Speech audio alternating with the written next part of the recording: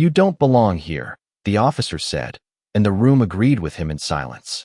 The sound that followed wasn't loud, but it cut through the courtroom like a gavel striking too soon, too hard, and then everything stopped, not because anyone told it to, but because something about that moment didn't sit right in the air, like a note played slightly off-key in a room full of professionals trained to hear perfection. And Naomi Carter stood there, her posture still, her breath measured, one hand resting lightly against her cheek, as if she were simply acknowledging that something had happened, not reacting to it, not escalating it, just holding it in place for everyone else to see. And the fluorescent lights above cast a pale reflection across the polished wood benches, catching the edge of a legal pad as it slipped from someone's fingers and landed softly against the floor, unnoticed except by the quiet that followed. And Officer Ryan Cole shifted his stance, the faint creak of leather from his belt echoing louder than it should have in a room designed for order, his expression set in that familiar confidence that came from years of being listened to without question, of speaking and expecting compliance, of moving through spaces where authority was assumed, not challenged. And yet something about the way Naomi didn't move, didn't argue, didn't even raise her voice, unsettled that rhythm just enough to make it visible, like a crack in glass you only notice once the light hits it right. And across the aisle, a junior attorney paused mid-sentence, his mouth slightly open as if he had forgotten the next word, his pen hovering above paper that no longer mattered, while the court reporter adjusted her glasses, fingers resting above the keyboard without typing, waiting for something, though she didn't know what. And Naomi lowered her hand slowly, not in defiance, not in submission, just in completion, like closing a book after reading a line twice to make sure it meant what it sounded like. And when she finally spoke, her voice was calm, steady, the kind of tone that didn't need volume to carry weight. "You shouldn't have done that," she said, not accusing, not emotional, just precise. And a few people shifted in their seats, the soft rustle of fabric marking the first signs of discomfort spreading through the room, because it wasn't the words that unsettled them, it was the way she said them, like someone who understood something they didn't. And Officer Cole let out a short breath through his nose, a half-laugh that didn't quite reach his eyes. "You need to know your place," he replied, the phrase landing with the practiced ease of repetition. Something he had said before in different forms, to different people, in different rooms. And Naomi's gaze didn't waver, not challenging, not avoiding, just present. And for a brief second, something flickered in the space between them, something unspoken, unmeasured, and then gone. And near the front row, an older man in a tailored suit leaned slightly toward the woman beside him, whispering under his breath, "Why is she so calm?" As if calmness itself had become suspicious, as if stillness in the face of authority was a disruption of its own kind. And Naomi adjusted the cuff of her sleeve with deliberate care, smoothing the fabric as though preparing for something routine, something expected, and the faint scent of polished wood and paper filled the air, grounding the moment in its ordinary details, even as the tension beneath them quietly rearranged the room. And from the clerk's desk, a stack of files shifted as a page slipped free, revealing a name typed in clean, official font. A name that matched the one spoken moments ago but carried a different weight when printed. And the clerk's eyes moved across the line, then back again, her brow tightening just slightly, not enough to draw attention, just enough to register doubt. And she glanced up, her gaze flickering between Naomi and the empty seat at the front of the room, the one elevated just a few feet higher than the rest, waiting, always waiting. And Naomi exhaled softly, not a sigh, not relief, just a measured release, like someone aligning themselves with the next step in a process already set in motion. And somewhere near the back, a door shifted on its hinges, the faint click of metal echoing against marble, and a few heads turned instinctively, drawn by the promise of interruption, of authority entering the space to restore order, to confirm what was supposed to happen next. But Naomi didn't look toward the door. She didn't need to. Her attention remained exactly where it had been, centered, grounded, as if she already knew that whatever came next wouldn't change what had already begun. And in that quiet, suspended moment, the room held its breath without realizing it, waiting not for permission, but for understanding.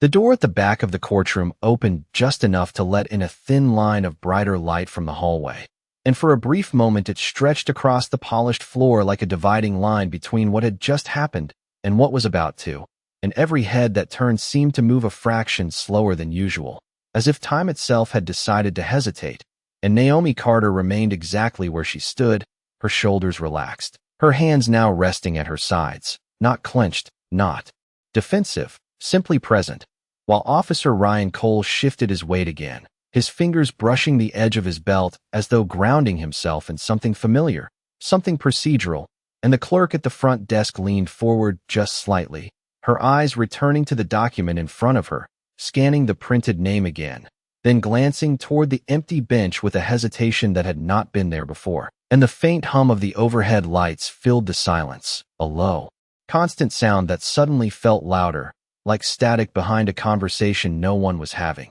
And somewhere in the second row, a man cleared his throat, then stopped halfway through as if realizing the noise did not belong, and Naomi tilted her head just a fraction, not toward the door, not toward the officer, but toward the space in between, where attention had begun to gather without direction, and her voice, when it came again, was just as steady as before.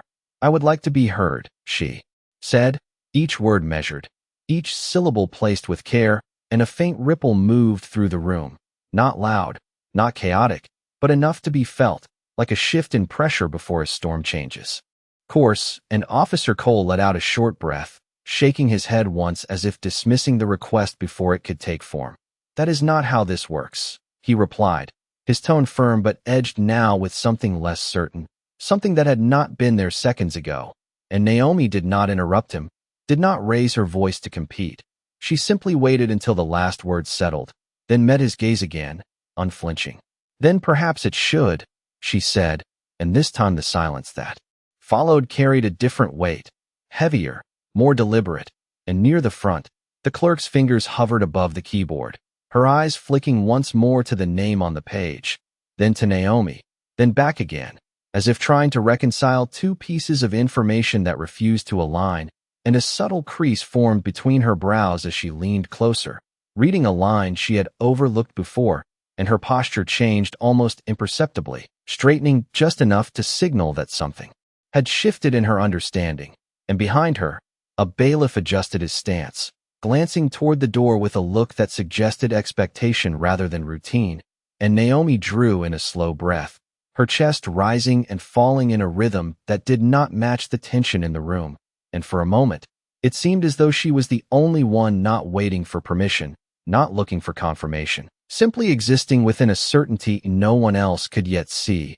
And Officer Cole glanced toward the bench, then back at her, his expression tightening as if the absence of immediate authority had created a gap he was unsure how to fill. "And you need to step back," he said, though the command lacked the sharpness it had carried before, and Naomi's eyes softened slightly, not in submission, but in recognition, as if she understood something about him that he did not yet understand about himself. And she took one small step forward, not toward him, but toward the center of the room. The movement subtle yet undeniable, and a few people shifted again, the sound of shoes against the floor echoing faintly as they adjusted their positions to follow her with their eyes, and the clerk finally spoke, her voice quieter than expected, almost cautious. "Excuse me," she said, not to Naomi, not to the officer, but to the space itself, as if addressing the uncertainty that had taken hold, and she lifted the document slightly, her gaze fixed on the printed text. "Can you confirm your name?" she asked, her tone formal but edged with something new, something that bordered on respect. And Naomi turned her head just enough to meet her eyes, the faintest hint of a nod accompanying her response. "Naomi Carter," she said, the name settling into the room with a weight that felt different now, no longer just a label, but a presence, and the clerk's fingers tightened around the paper for a fraction of a second before she released her grip, placing it carefully back on the desk as though it had become more significant than its ink and margin suggested, and a quiet exchange of glances passed between the clerk and the bailiff, unspoken but understood, and from the hallway, the sound of footsteps approached, steady, measured, the kind that carried authority without needing to announce it. And as the handle of the door shifted again, a subtle tension moved through the room, not fear, not anticipation, but something closer to realization, as if the pieces that had been scattered moments ago were beginning to fall into place. And Naomi remained still, her gaze forward, her posture unchanged, as though she had been standing at the center of that realization all along. The door opened fully this time, not rushed, not forced, just a quiet, deliberate motion that carried more weight than any raised voice could have. And the man who stepped inside did not speak immediately. He did not need to, because the sound of his shoes against the marble floor was enough to pull every remaining whisper out of the room and replace it with something tighter, something more aware. And Judge Harrison Blake paused just inside the threshold, his gaze sweeping once across the courtroom with the practiced precision of someone who had spent decades reading rooms before reading cases. And for a moment his expression remained neutral, composed, exactly what everyone expected, until his eyes landed on Naomi Carter, and something shifted, not dramatically, not visibly to most, but enough to interrupt the rhythm of his step. And he did not move forward right away. He did not take his seat. Instead, he stood there, as if recalibrating, as if the scene in front of him did not match the one he had anticipated when he walked down the hallway. And the clerk straightened in her chair, her hands moving instinctively to organize the papers in front of her even though they were already aligned. An officer. Ryan Cole turned slightly, his posture adjusting to the presence of authority, shoulders squaring, chin lifting just enough to signal readiness. But his eyes flicked once toward Naomi, then back again, as though he were trying to measure something that refused to stay still. And Naomi did not look at the judge immediately. She remained centered, her gaze forward, her breathing even, as if the arrival of the man everyone else waited for was simply another step in a sequence she had already accepted. And the air in the room felt denser now, not heavier with tension, but more defined, like edges that had been blurred were beginning to sharpen. And Judge Blake finally stepped forward, each movement measured, controlled, but slower than usual. And when he reached the front, he did not sit. Instead, his attention returned to Naomi, holding there for a fraction longer than protocol required. And the silence stretched, not awkward, not confused, but expectant. And then, quietly, he spoke. "What is happening here?" His voice calm, steady, but carrying a note that suggested the question was not procedural. It was observational, and Officer Cole cleared his throat, stepping forward just enough to answer. "Sir, there was a disruption," he said, the words forming cleanly, but lacking the certainty they might have held minutes earlier. And Judge Blake did not look at him when he responded. "I can see that," he said, his eyes still on Naomi, and the clerk glanced down at her document. Again, then back up, her lips parting as if to speak, then closing, waiting. And Naomi finally turned her head, meeting the judge's gaze directly, not challenging, not deferential, simply equal in presence. And something in that exchange caused a subtle shift among the observers, a quiet recognition that they were witnessing more than a routine interruption. And Naomi spoke, her voice steady. "I requested to be heard," she said, and the simplicity of the statement seemed to settle into the room differently than anything else that had been said. Because it did not argue, it did not justify, it simply existed. And Judge Blake's expression tightened just slightly, not in anger, not in confusion, but in consideration, and he glanced briefly toward the clerk, a silent question passing between them, and she nodded once, small, controlled, but unmistakable. And in that moment, something aligned, something unspoken but understood, and Officer Cole shifted again, his confidence beginning to fracture at the edges. "Sir, she is not authorized to be," he began, but the judge lifted his hand slightly, not abrupt, not forceful, just enough to pause the sentence before it could complete. And the interruption was quiet, almost gentle, but it carried more authority than any raised voice could have. And the room responded instantly, stilling once more, and Judge Blake took a breath, then another, as if choosing his next words with care. And when he spoke again, his tone had changed, not louder, not harsher, but more precise. "Ms. Carter," he said, using her name fully, correctly, "step forward." And a ripple moved through the courtroom, subtle but undeniable, because the invitation carried implications that no one had yet voiced. And Naomi did not hesitate. She took a single step, then another, her movements calm, measured, as though she had been walking toward this exact moment from the beginning, and the distance between her and the bench closed gradually, each footstep echoing softly against the floor, marking time in a way that felt almost deliberate, and the clerk watched closely now. Her earlier uncertainty replaced with something steadier, something closer to confirmation, and as Naomi reached the space before the bench, she paused, not looking up immediately, not rushing to speak, just allowing the moment to settle fully into place, and Judge Blake remained standing, his gaze fixed on her, and for a brief second, the two of them occupied the same stillness, the same quiet understanding, while the rest of the room waited, suspended between what they believed and what they were about to realize. Naomi Carter stood at the base of the bench, the polished wood rising just a few feet above her eye level. Yet in that moment the height did not feel like a barrier. It felt like a threshold, and the silence that settled around her was no longer uncertain. It was focused, drawn tightly to the space between her and Judge Harrison Blake, who remained standing, his hands resting lightly on the edge of the bench as if anchoring himself to something familiar, while everything else in the room subtly shifted, and the faint ticking of a wall clock, unnoticed until now, began to mark each passing second with quiet precision, and Naomi lifted her gaze at last, meeting his eyes fully, not hurried, not hesitant, simply aligned. And there was a recognition there, not personal, not emotional, but procedural in a way that carried deeper meaning, like two people acknowledging a shared understanding without needing to name it. And behind them, Officer Ryan Cole's posture tightened further, his shoulders no longer squared with confidence but held in place by something closer to uncertainty, his gaze moving between the judge and Naomi, as if searching for a cue that had not yet been given. And the clerk shifted in her seat again, this time not out of confusion but anticipation, her fingers resting lightly on the keyboard, ready, waiting, and Judge Blake spoke, his voice measured, deliberate. "Miss Carter, I am going to ask you one question," he said, pausing just long enough to ensure. The room followed, "and I expect a clear answer." And Naomi gave a slight nod, not submissive, not defensive, simply acknowledging the structure of the moment, and he continued, "Are you prepared to proceed?" And for a fraction of a second, the question seemed to hang in the air without context, as if it had been asked too soon, or perhaps too late.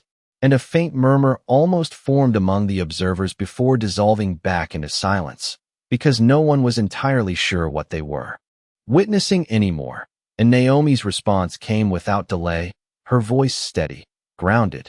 "Yes, Your Honor," she said, and the title landed in the room with a quiet force, not because it was unexpected, but because of the way it fit, as if it had always belonged there, waiting to be recognized. And Judge Blake's expression shifted again, this time more visibly, a subtle tightening around the eyes, a slight exhale through the nose, as though something had just been confirmed, and he turned his head slightly toward the clerk, a small motion, but one that carried authority, and she responded immediately, her voice clear. "All documents are in order," she said, her tone no longer tentative, no longer questioning, but firm, official, and a ripple moved through the room, this one deeper, more undeniable, because the pieces that had been scattered were no longer drifting, they were locking into place. And Officer Cole took a small step back without realizing it, his foot sliding just an inch against the floor, the sound barely audible, yet significant in its meaning. And Naomi remained still, her hands resting at her sides, her posture unchanged, as if none of this required adjustment from her, as if she had already arrived at the conclusion everyone else was just beginning to see. And Judge Blake straightened fully now, his hands leaving the edge of the bench as he stepped slightly to the side, not away, but aside, creating space, and the movement was subtle, almost understated, yet it carried more impact than any declaration could have, because it signaled a shift in position, in role, in expectation, and for a brief moment, no one moved, no one spoke. The entire room suspended in that single gesture, and Naomi took one step forward, then another, closing the final distance to the bench, her movements calm, deliberate, each one echoing softly against the marble floor, marking a transition that did not need explanation. And as she reached the front, her hand lifted slightly, not to touch, not yet, but to acknowledge the space before her, the responsibility it held, and the clerk's eyes followed that motion closely, her earlier uncertainty now replaced with something steady, something aligned, and Officer Cole's gaze dropped for just a moment, not in defeat, not in submission, but in recognition of something he had not accounted for, something that did not fit within the framework he understood, and the room itself seemed to exhale, the tension shifting from confusion to clarity, from resistance to realization, and Naomi placed her hand gently on the edge of the bench, the contact light, controlled, and when she spoke again, her voice carried through the room with a quiet authority that did not need to rise to be heard. "Let us proceed," she said, and the words did not challenge, did not demand. They simply established, and in that moment, the roles that had been assumed at the beginning of the day no longer held, replaced by something more precise, more accurate, something that had been present all along but only now fully seen. And Judge Blake remained standing beside her, his posture composed, his gaze forward, no longer the center of the room, but part of its structure, and the courtroom, once uncertain, once divided by assumption, settled into a new alignment, one defined not by who spoke first, but by who truly held the right to be heard.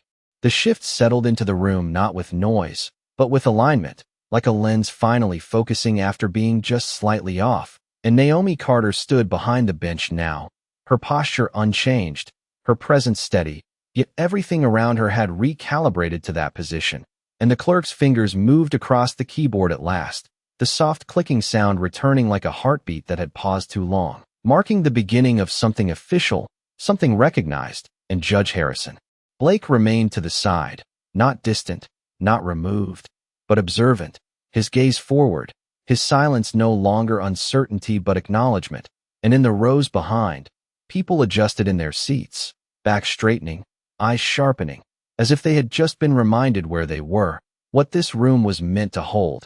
And Naomi glanced briefly across the courtroom, not scanning, not searching, but registering, taking in the space as it now existed, and when she spoke, her voice carried evenly. "Call the case," she said, the words simple, procedural, yet the weight behind them undeniable, and the clerk responded immediately, her tone clear and precise as she read from the file, the formal language filling the room in a way that restored its structure, its purpose, and Officer Ryan Cole stood where he had been, though his stance had shifted, no longer anchored in assumption but held in something closer to reflection. His eyes no longer fixed ahead but lowered slightly, not in avoidance, but in recalibration, as if he were reassessing the sequence of events that had brought him to this exact point.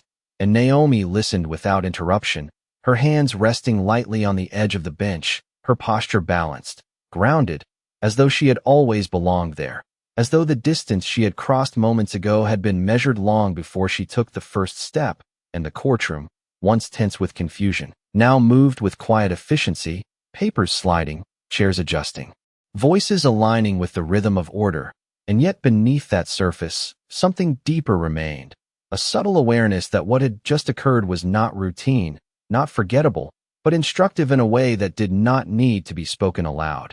And as the clerk finished reading, Naomi nodded once, a small, controlled motion, and her gaze shifted toward Officer Cole, not sharply, not accusingly, but directly. And the contact held for a brief second, enough to register, enough to communicate, without words, and he straightened slightly under that gaze, not out of defiance, but out of recognition, his shoulders settling into a position that felt less like authority and more like accountability, and the air in the room seemed to still once more, not frozen, but attentive, waiting for the next instruction, the next movement, and Naomi spoke again, her tone unchanged. "Officer, please take your position," she said, and the request, though neutral, carried a clarity that left no room for interpretation, and he hesitated for the smallest fraction of a second, a pause so brief it might have gone unnoticed in any other moment. But here, now, it marked a transition, and then he moved, stepping into place with measured precision, his actions aligning with the structure he was meant to serve, not command. And as he did, the faint echo of his footsteps against the marble floor seemed to carry a different meaning than before, no longer a declaration, but a response. And Naomi observed without commentary, her focus steady, her expression composed, and Judge Blake, still standing to the side, allowed his gaze to move across the room once more, this time not assessing, but confirming, as though he were witnessing the restoration of something essential, something that had momentarily slipped but had now returned with greater clarity.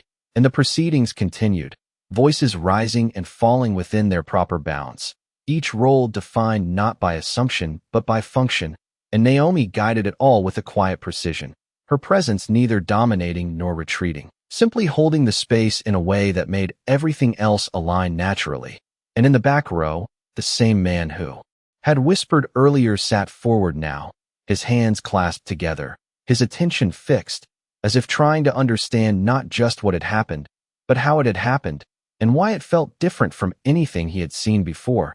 And the answer, though unspoken, lingered in the air, carried in the stillness between words, in the measured cadence of each exchange, in the absence of anything unnecessary. And as the case unfolded, Naomi remained exactly as she had been from the beginning, calm, precise, unshaken, not because nothing had happened, but because she had never needed the room to recognize her in order to know where she stood.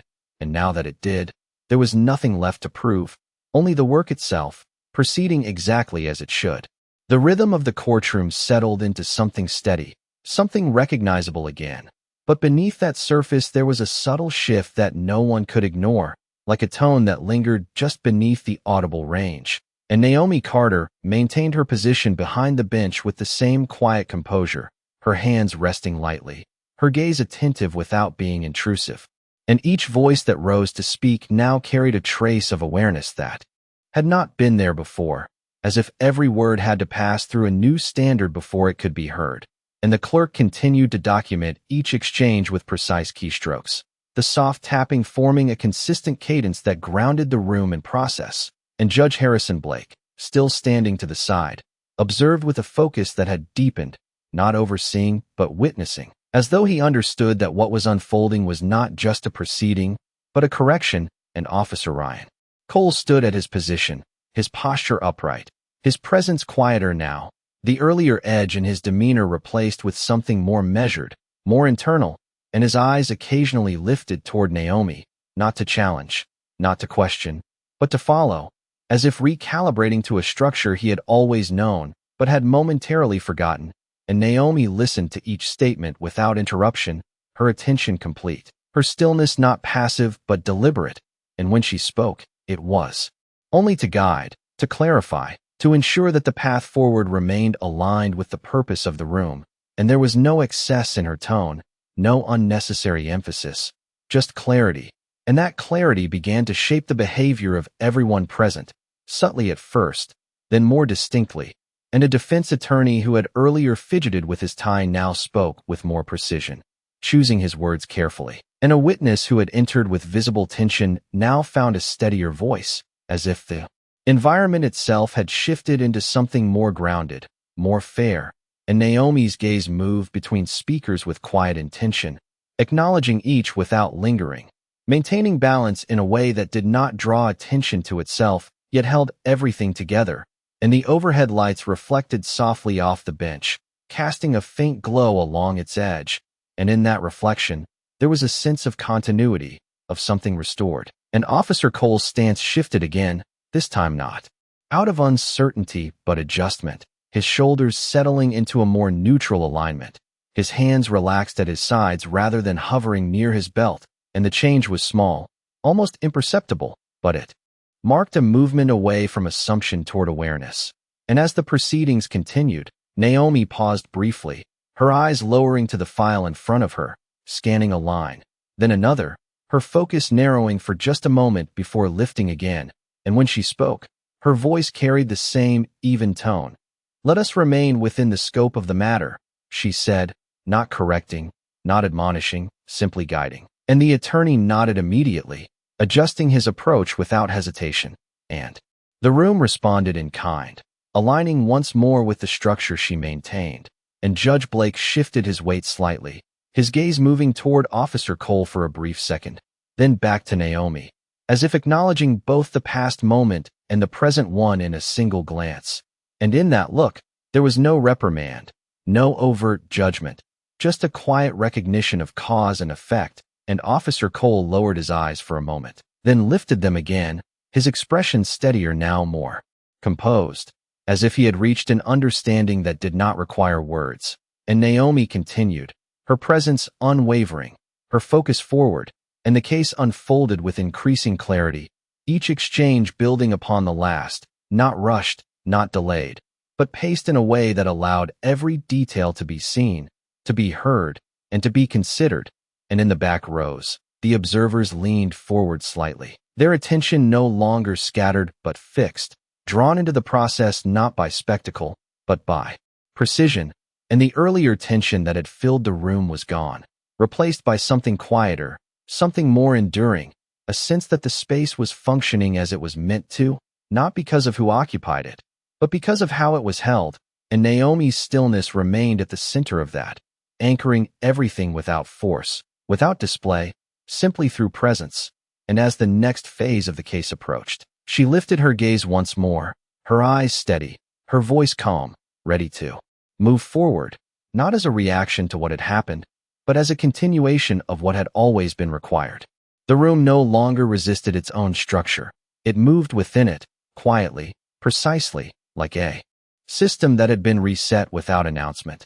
And Naomi Carter remained centered behind the bench, her presence no longer questioned, no longer examined, simply accepted in the same way the walls, the flag, and the seal behind her were accepted, as part of the space itself. And yet the memory of what had happened lingered beneath every movement, not as tension, but as awareness, and it shaped the way people spoke, the way they listened, even the way they sat. And Naomi's gaze rested briefly on the file before her again, scanning a line with measured attention, then lifting, not hurried, not delayed, just in time with the rhythm she had established. And when she spoke, her voice carried that same quiet authority. "Proceed with the next statement," she said, and the attorney at the front adjusted his posture slightly, straightening his jacket, his tone more deliberate now, as if he understood that clarity was not optional in this space. And as he spoke, his words came more carefully, more intentionally, each sentence shaped with respect for the structure that held them. And Naomi listened without interruption, her stillness not passive but active, absorbing, evaluating, maintaining balance. And across the room, Officer Ryan Cole stood with a different kind of stillness, one that no longer came from control, but from reflection, his earlier certainty replaced with something quieter, something more aware. And his eyes followed the exchange, not scanning, not guarding, but observing. And at times they lifted toward Naomi, not in challenge, not in defiance, but in recognition of a standard he now understood more clearly than before. And Judge Harrison Blake remained at his place beside the bench, his presence steady, his silence no longer a pause but a choice, allowing the process to unfold exactly as it should. And in that silence, there was a subtle endorsement, not spoken, not formal, but evident in the way he did not intervene, did not redirect, simply allowed. And the clerk continued her work, her fingers moving with confidence across the keyboard, capturing each word with precision, her earlier hesitation gone, replaced with certainty. And as the case progressed, Naomi raised her hand slightly, a small motion, enough to pause the attorney mid-sentence without disruption, and the room responded instantly, quieting without confusion, because the signal was clear. And she spoke, her tone unchanged. "Let us clarify the timeline," she said, and the request did not question the speaker. It refined the process, guiding it toward accuracy. And the attorney nodded immediately, adjusting his explanation, and as he did, the narrative of the case sharpened, details aligning, gaps closing, and Naomi's gaze remained steady, following each point with precision. And in the back rows, the observers leaned in slightly, drawn not by drama, but by clarity, by the sense that something was being handled exactly as it should be. And Officer Cole shifted his weight again, but this time the movement was not reactive. It was intentional, his stance settling into a position that felt more grounded, more aligned with the role he was meant to hold. And his hands rested at his sides, relaxed, no longer hovering near the symbols of authority he had relied on earlier. And that subtle change did not go unnoticed, not by Naomi, not by Judge Blake, though neither acknowledged it outwardly, because it did not need acknowledgement. It simply existed as part of the shift that had taken place. And as the next witness was called, Naomi's voice carried the same measured tone, guiding the process forward, and the witness stepped into place with a composure that mirrored the room itself, as if the environment had set the standard for behavior without needing to enforce it. And Naomi listened, her attention complete, her presence unwavering. And when she asked her first question, it was not loud, not forceful, but it cut directly to the point, clear, concise, and the witness responded with equal clarity, as though the structure of the exchange left no room for anything else. And the courtroom moved in that rhythm now, steady, deliberate, each part supporting the whole, and Judge Blake's gaze moved once more across the room, this time not assessing, not correcting, but confirming, and when his eyes returned to Naomi, there was a subtle nod, almost imperceptible, but present, a recognition not of authority alone, but of alignment, and Naomi continued without pause, her focus forward, her tone consistent, and the earlier moment that had disrupted the room no longer stood as an interruption, but as a point of transition, something that had revealed what needed to be seen and allowed everything that followed to fall into place, not by force, not by reaction, but by clarity. And as the proceedings carried on, the room held that clarity, steady and quiet, anchored by a presence that had never needed to prove itself, only to be recognized. The witness's voice faded into the steady quiet of the courtroom, and for a brief moment, no one spoke, not because there was nothing left to say, but because everything that needed to be heard had settled into place, and Naomi Carter allowed that silence to exist without interruption, her hands resting lightly on the bench, her posture unchanged, her presence holding the room together without effort. And the faint hum of the overhead lights returned once more, blending with the soft rhythm of the clerk's typing, creating a background that felt almost intentional, like the room itself was breathing in sync with the process unfolding within it. And Naomi lowered her gaze to the file again, scanning a detail with careful precision, her eyes moving slowly across the page, then lifting, and when she spoke, her voice carried the same calm authority that had guided every moment since she stepped forward. "Please clarify your last statement," she said, and the witness, who had just begun to shift nervously, steadied almost instantly, adjusting his stance, his voice becoming clearer, more focused, as though the structure of the question had anchored him. And as he continued, the narrative sharpened further, details aligning with a clarity that had not been present earlier. And Naomi listened without interruption, her stillness absorbing every word, her expression neutral yet attentive. And across the room, Officer Ryan Cole watched the exchange with a different kind of focus, his earlier uncertainty now replaced with something quieter, something more reflective, and his eyes moved between the witness and Naomi, following the flow of the conversation not as an enforcer, but as a participant in the structure he was meant to support. And Judge Harrison Blake remained beside the bench, his presence steady, his silence intentional, and there was a subtle shift in the way he stood now, less rigid, more aligned with the process unfolding before him, as if he had stepped out of the center not by necessity, but by choice. And in that choice, there was acknowledgement, and the observers in the back rows leaned forward slightly, their attention fixed not on any single person, but on the rhythm of the room itself, drawn in by the precision, the balance, the absence of anything unnecessary.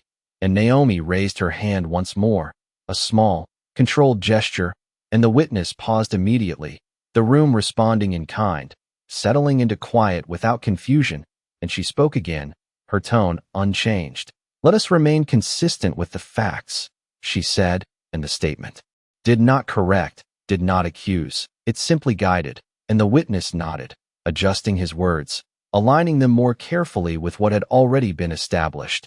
And the process continued, each exchange building upon the last, each detail finding its place within the structure Naomi maintained, and the faint reflection of the courtroom lights along the polished wood of the bench seemed to hold steady now, no longer flickering with uncertainty, but constant, like a line that had been drawn, and would not shift again. And Officer Cole shifted his stance slightly, but this time the movement was smooth, controlled, his posture settling into a position that felt more natural, more aligned with the environment around him.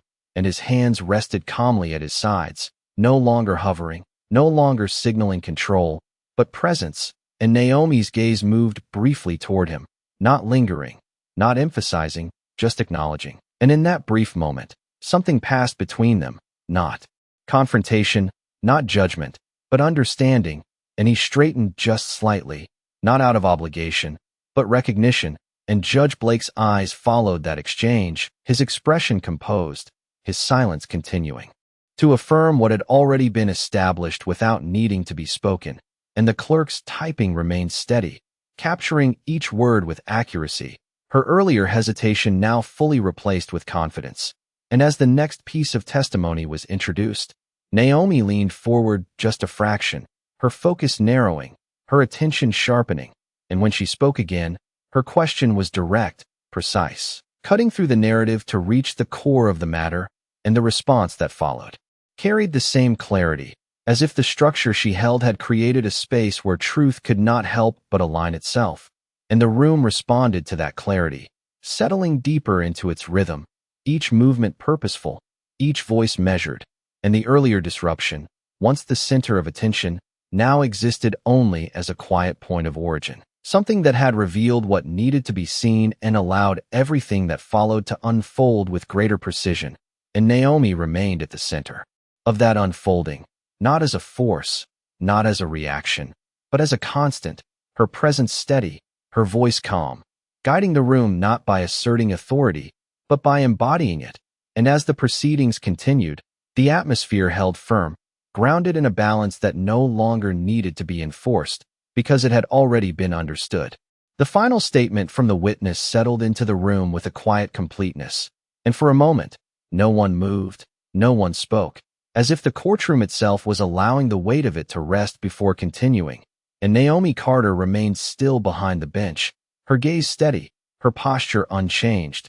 Yet there was a subtle shift in her expression now, not visible to everyone, but present in the way her eyes held just a fraction longer on the space ahead, as though she were measuring not just the words that had been spoken, but the meaning beneath them. And the clerk's fingers slowed across the keyboard, the rhythm of typing easing into a softer cadence, reflecting the natural pause that had taken hold. And Officer Ryan Cole stood quietly at his position, his shoulders relaxed in a way that no longer felt forced, his stance no longer anchored in authority but in awareness, and his eyes lowered briefly, then lifted again toward Naomi, not searching, not questioning, but acknowledging. And Judge Harrison Blake remained beside the bench, his presence steady, his silence now carrying a different weight, no longer observational alone, but reflective, as though he were witnessing not just the process, but the transformation within it. And Naomi drew a slow breath, the motion subtle, controlled, and when she spoke, her voice carried a tone that was unchanged in volume, yet deeper in resonance. "The court will take a brief moment," she said, and the words did not signal interruption. They signaled intention, a deliberate pause that allowed everything that had unfolded to settle fully into place.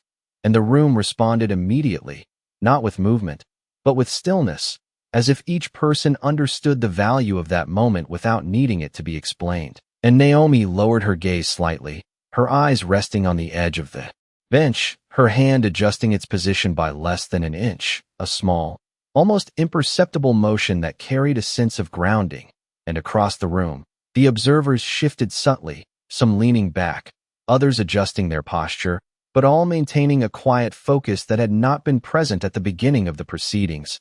And the air felt different now, not tense, not uncertain, but settled, as though the room had found its center and chosen to remain there. And Officer Cole's breathing slowed, his chest rising and falling in a rhythm that matched the stillness around him. And for a brief moment, his gaze moved toward the floor, not in avoidance, but in reflection, as if he were replaying the earlier moment in his mind, not to defend it, not to justify it, but to understand it.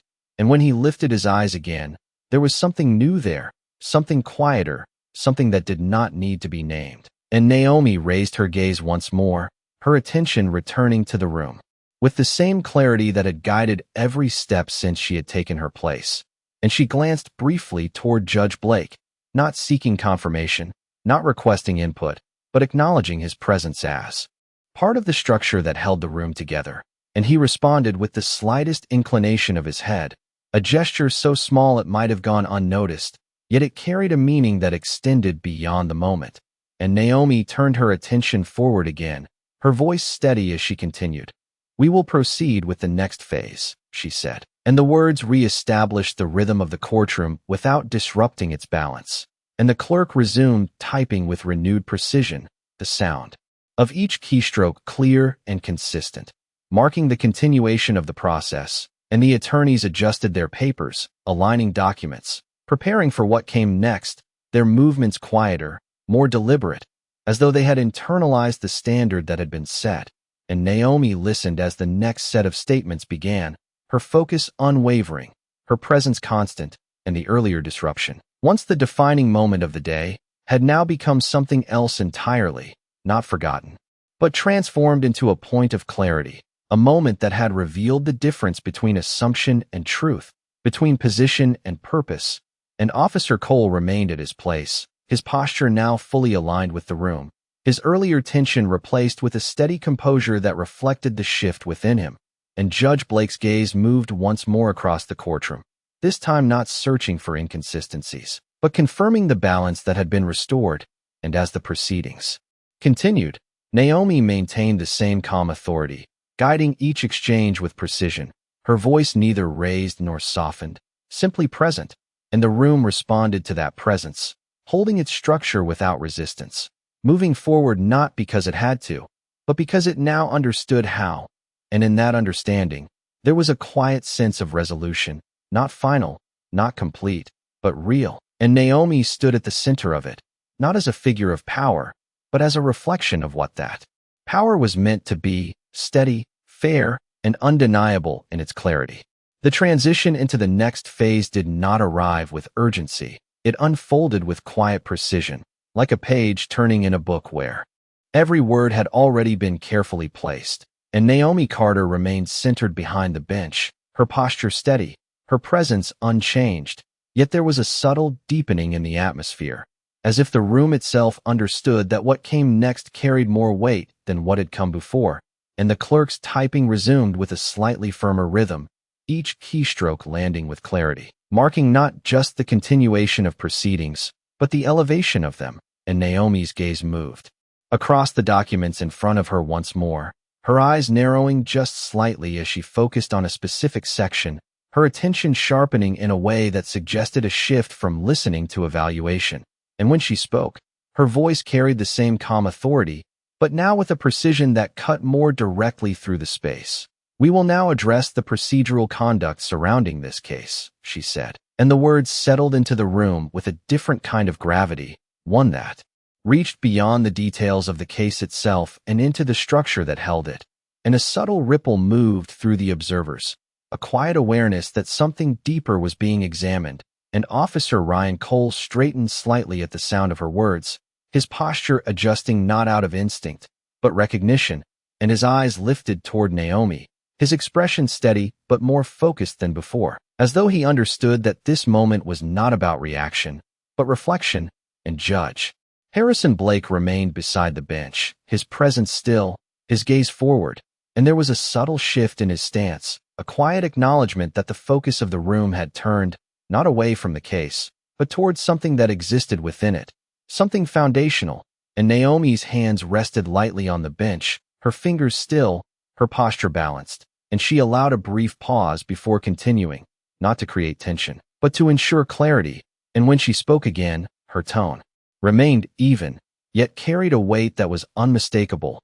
"The court is not only a place for outcomes, it is a place for process," she said, and the statement did not challenge, did not accuse, it simply established, and the room absorbed it in silence, each person registering the meaning in their own way.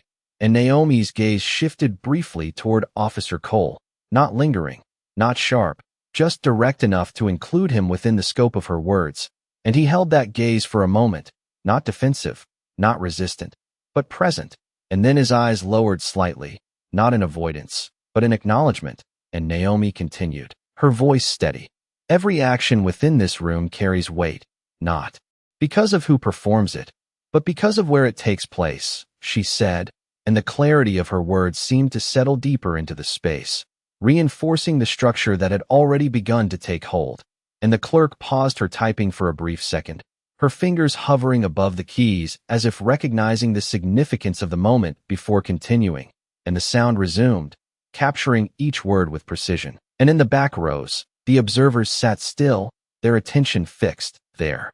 Earlier curiosity now replaced with a deeper understanding, a recognition that what they were witnessing was not just a proceeding, but a standard being reaffirmed, and Naomi's posture remained unchanged, her presence calm, grounded, and when she spoke again, her tone softened just slightly, not in weakness, but in clarity. We move forward with fairness, with respect, and with full awareness of the responsibility this space holds, she said, and the words did not linger in the air. They settled, becoming part of the room itself, and Officer Cole shifted his stance once more, but this time the movement was subtle, controlled, his shoulders aligning more naturally, his hands resting calmly, and there was no tension in the motion, no resistance, only adjustment, and Judge Blake's gaze moved briefly toward him, then back to Naomi, his expression composed, his silence continuing to support the structure that had been established, and Naomi took a small breath, her focus returning fully to the matter at hand. And with that, the transition completed, not abruptly, not forcefully, but seamlessly, as if the room had simply moved into the next phase of its own understanding. And when she spoke again, her voice returned to its steady cadence. "We will proceed," she said, and the courtroom responded immediately, not with movement, but with alignment, each person resuming their role with a clarity that had not existed before, and the process continued, grounded in a balance that now felt unshakable, carried forward by a presence that did not demand recognition, but naturally held it. The room moved forward, but something in it had already changed in a way that could not be undone, not because of what had been said, but because of what had been understood, and Naomi Carter stood at the center of that understanding, her posture steady, her hands resting lightly against the bench, her gaze forward, not searching, not pressing, simply holding the space with quiet precision. And the proceedings resumed with a rhythm that now felt deliberate, almost measured against an invisible standard that had settled over everyone present. And the attorney at the front cleared his throat before speaking, his voice more controlled than before, each word placed carefully, as if aware that clarity was no longer optional but expected. And Naomi listened without interruption, her attention complete, her stillness absorbing every detail. And across the room, Officer Ryan Cole remained at his position, his stance aligned, his shoulders relaxed, yet there was a subtle tension in the way.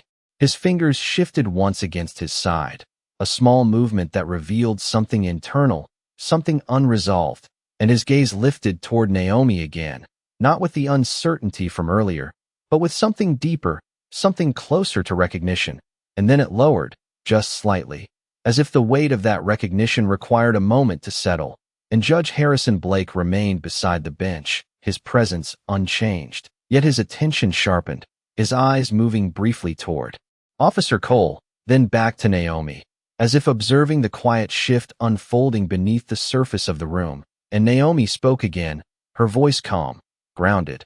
"Let us remain focused on what is relevant," she said, and the statement did not correct, did not redirect harshly.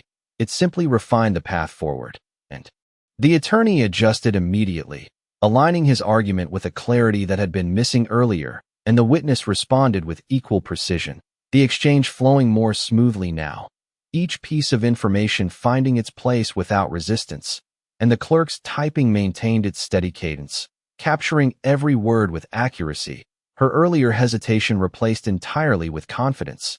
And in the back rows, the observers sat still, their attention fixed, no longer drawn by curiosity alone, but by the quiet gravity of what was unfolding.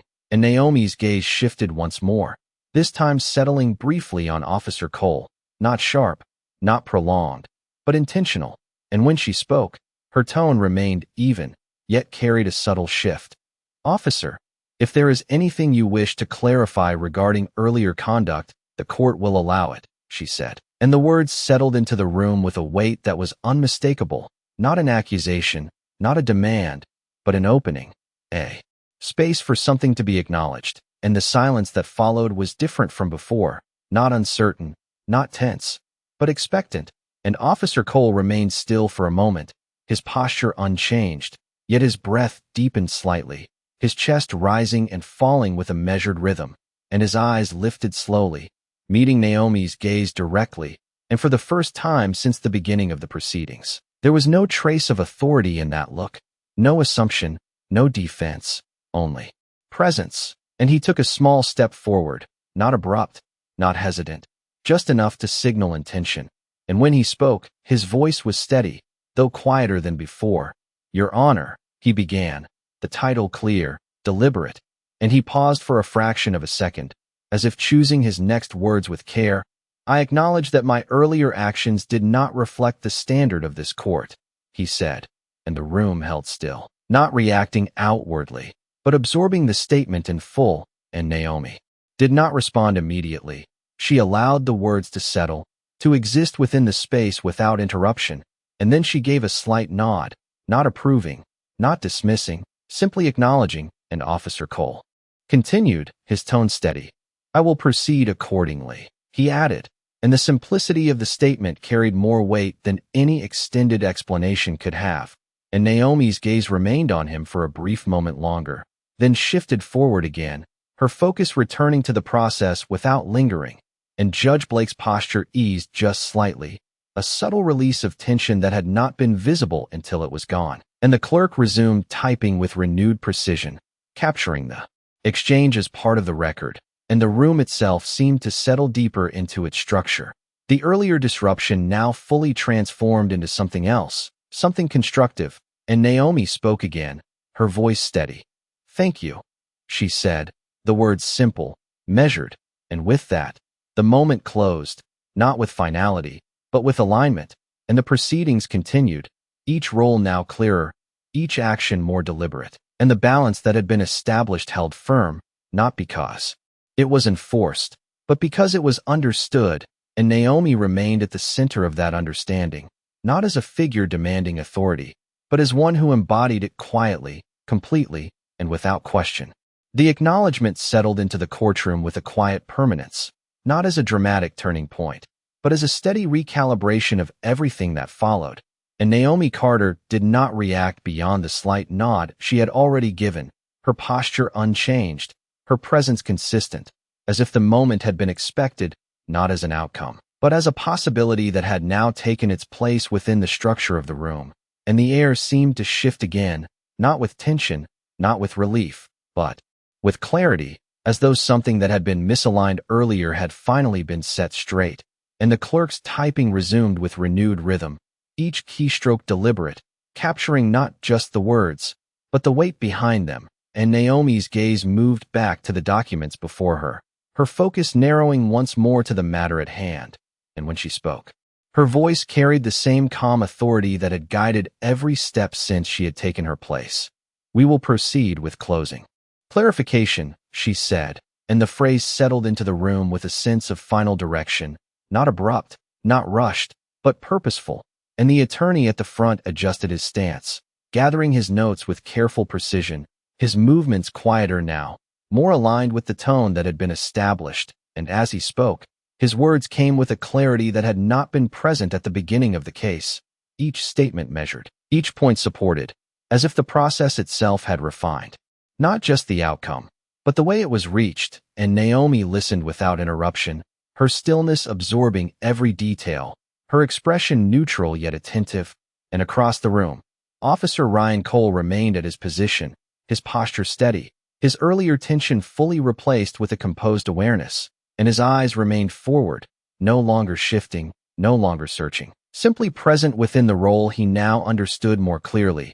And Judge Harrison Blake stood beside the bench, his presence quiet, his silence continuing to support the structure that had been restored.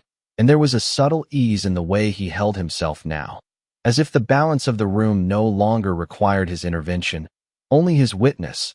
And the observers in the back rows remained still, their attention fixed, not on any single individual, but on the process itself, drawn into the quiet precision that now defined every exchange. and as the attorney concluded, Naomi gave a small nod, acknowledging the completion without embellishment, and she turned her attention briefly to the opposing side, offering the same opportunity, her voice steady. "You may proceed," she said, and the response that followed mirrored the same clarity, the same measured tone, as though the standards set within the room had become shared, not imposed, and the clerk continued her work with confidence, her fingers moving smoothly across the keyboard, documenting each word with accuracy, and Naomi's gaze moved between speakers with quiet intention, ensuring balance, ensuring fairness, not through force, but through presence. And as the final statements were made, the room seemed to settle into a deeper stillness, one that carried a sense of completion, not final, not absolute, but sufficient. And Naomi drew a slow breath, her posture remaining steady, her hands resting lightly against the bench, and when she spoke again, her voice carried the same calm authority, yet with a subtle finality that marked the close of this phase. "The court recognizes the clarity presented," she said, and the words did not declare victory, did not assign weight beyond what was necessary. They simply acknowledged, and the acknowledgement itself carried meaning, because it was grounded in the process that had led to it.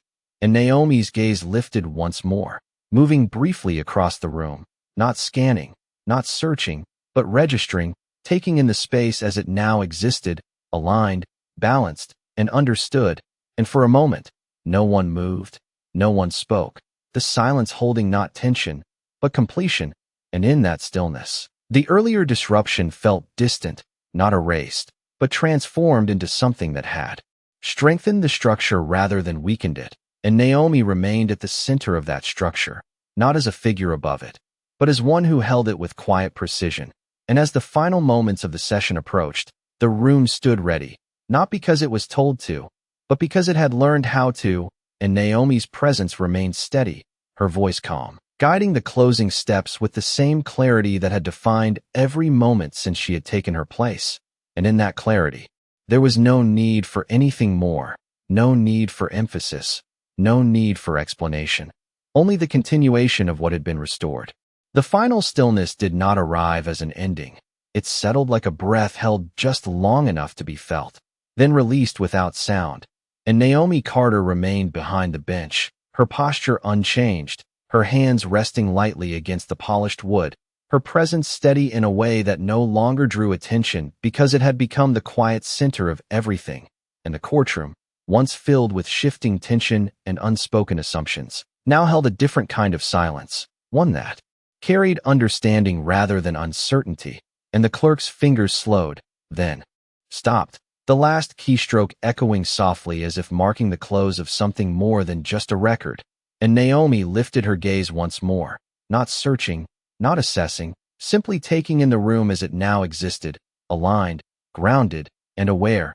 And when she spoke, her voice carried the same calm authority that had guided every moment, yet now it held a subtle finality, not heavy, not forceful, just complete.